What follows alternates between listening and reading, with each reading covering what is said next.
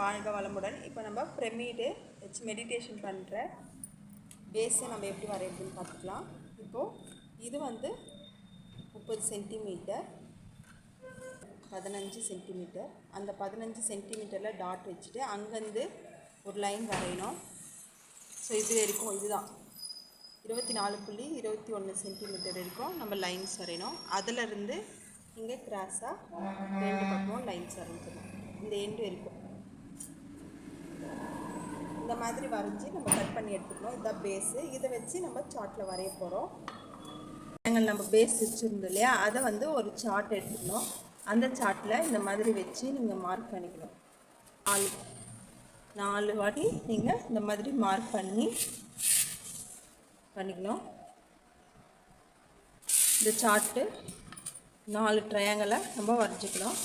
வரைஞ்சிக்கிட்டு இந்த மாதிரி சின்னதாக கட் பண்ணி அதையும் நம்ம வரைஞ்சிக்கணும். இதை வந்து நம்ம ஒட்டுறதுக்காக யூஸ் பண்ணிக்கலாம்.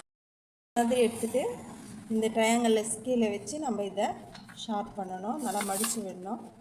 அதே மாதிரியே 4 பக்கமும் நம்ம மடித்து ஷேப் பண்ணணும்.